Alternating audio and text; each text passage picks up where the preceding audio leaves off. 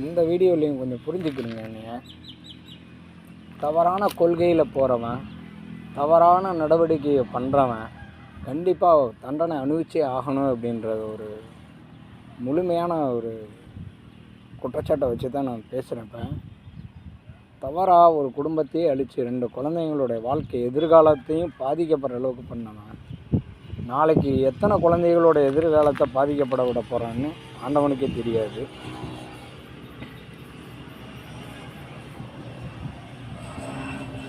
என் குடும்ப பிரச்சனையை வச்சு விசாரணையை கண்டிப்பாக எனக்கு நான் யாரை சொல்கிறேனோ அவங்கள விசாரணைக்கு கூப்பிடுங்க.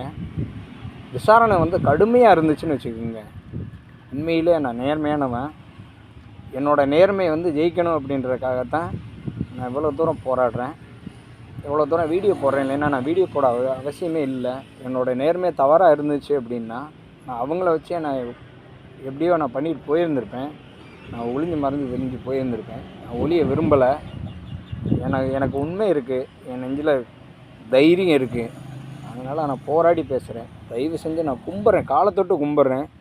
அதிகாரிகள் யாருமே தவறு, சத்தியமாக சொன்னேன், நீங்கள் யாருக்கு வேணாலும் பண்ணிக்கிறீங்க, எனக்கு மட்டும் பண்ணாதீங்க. என்னோடய சாபம் அழிச்சிடும், கண்டிப்பாக எல்லாரையுமே அழிச்சு விட்றோம். இது உண்மையான தகவல். இது என்னோடய சாபம் கண்டிப்பாக எரிச்சே போயிடும்.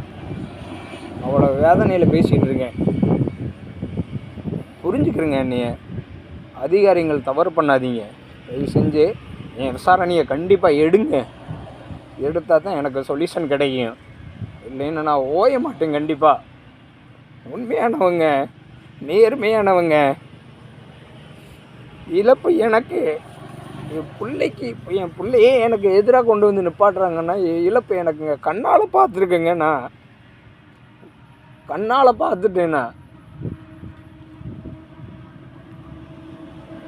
புரிஞ்சுக்கிறேங்க. நீ என்னோட மனசை புரிஞ்சுக்கங்க. முதல்ல என் மனசே புரியலைன்னா எப்படிங்க பேசுவீங்க நீங்கள்?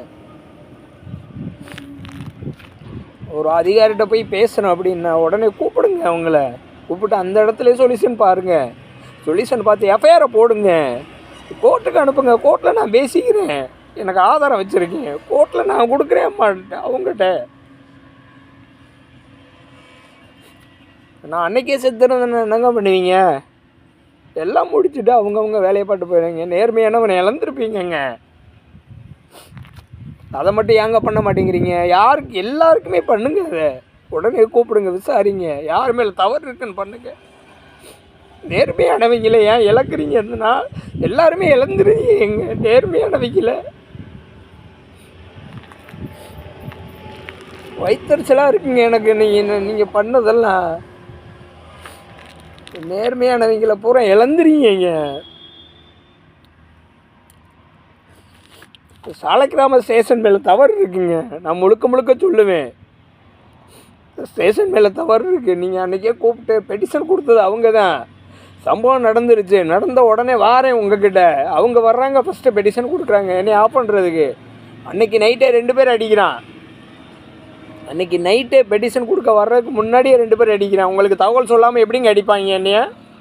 உங்களுக்கு தகவல் சொல்லாமல் எப்படி நைட்டில் பூந்து அடிப்பாங்க சொல்லுங்கள் பார்ப்போம். மறுநாள் காலையில் அவங்க ஊரில் இருந்த ஆளை கூட்டிகிட்டு வராங்க. என்னங்க நடக்குது இங்கே? ஒன்றுமே புரியல எனக்கு. என்ன நடக்குது இங்கே? விசாரணை